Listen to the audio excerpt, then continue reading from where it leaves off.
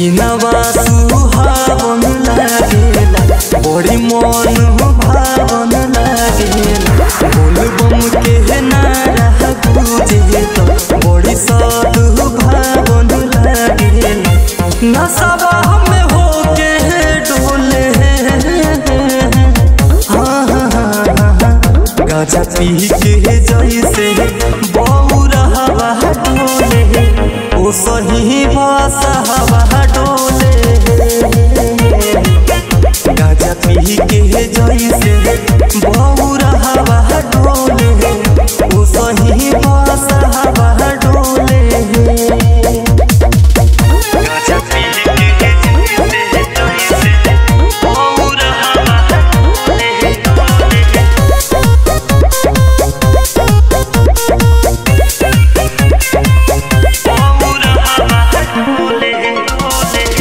भोला यार भनिया के गजबे बहल हिलहरामा नशवा में होके रोज बरस रहा सलहिलहरामा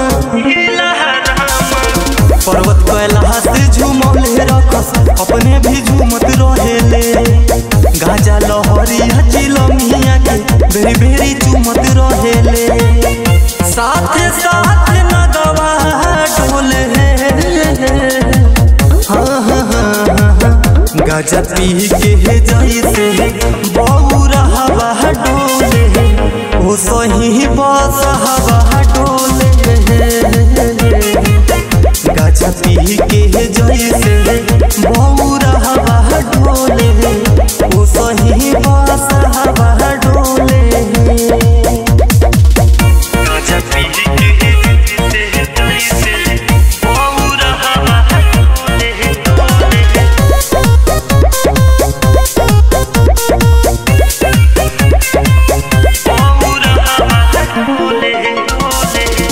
देखी मुस्काला सारा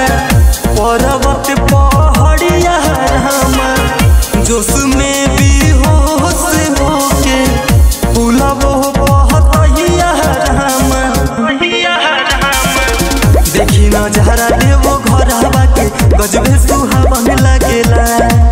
ओम प्रकाश घामे लिखे मुन्ना बड़ी मन भावन लागेला साहिल से बकवा डोले गाजा पी के जैसे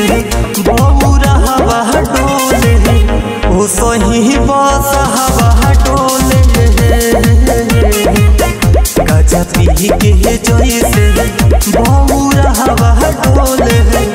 ओ सही बस हवा डोले गाजा पी के जैसे बौरा हवा डोले ओ सही बस हवा डोले गाजा पी के जैसे बौरा हवा डोले।